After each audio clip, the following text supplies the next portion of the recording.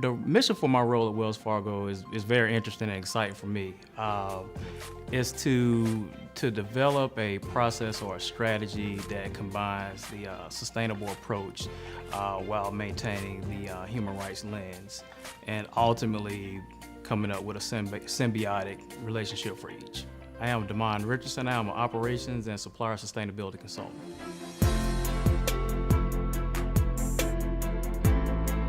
The way that Wells Fargo works with our suppliers in adopting a more sustainable solution or practice is very interesting and is beneficial to both Wells Fargo and the supplier. The approach is very specific and deliberate in that we want to figure out a solution that works for everyone. I spoke earlier about a symbiotic relationship, and that's true. So in many instances, a sustainable practice may create a cost-effective solution for the supplier, and then that in turn creates a situation where we have a lower cost product or service, and then that benefits our customers as well as the supplier. A really good example of working with our suppliers and guiding that process would be some of the work that we're doing with CDP, which was formerly known as the Carbon Disclosure Project. This past year, we invited 210 suppliers, and we had a 52% response rate, which is outstanding for a first-time invite.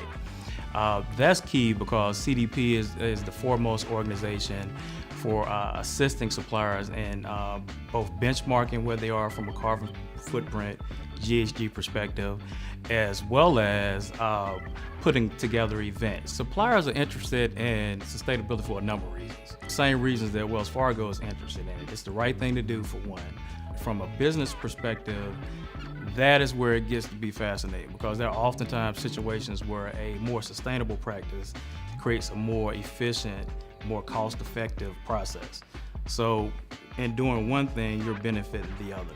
Some of the things that are sustainable, of course, you have the recycling bins. In our cafeterias and cafes, there's no styrofoam. We try to use compostable utensils and flatware as well.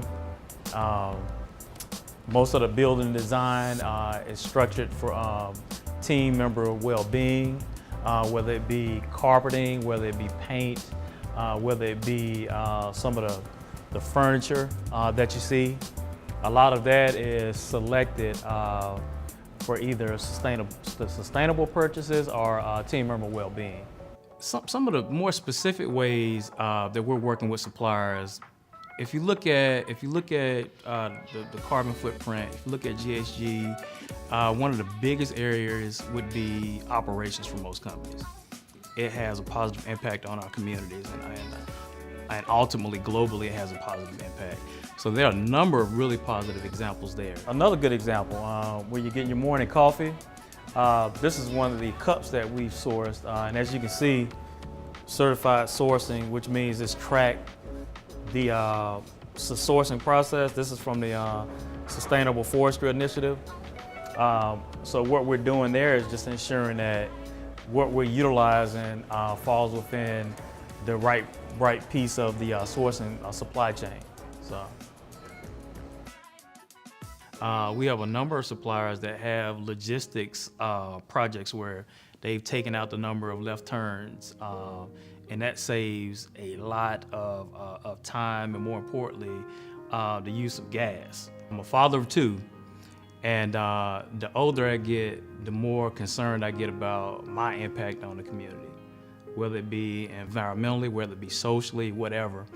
And I'm in a position now where I'm being paid to do so.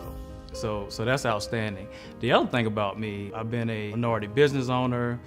I've been active in the environment and in the community. So I know about the environment. Whether it be landfills, whether it be water quality, our team members, including myself, are positioned to impact the community in a positive way. And that feels great. I'm passionate about it. There's a lot of work, there's a lot of opportunity in that, and that's what we're working on now.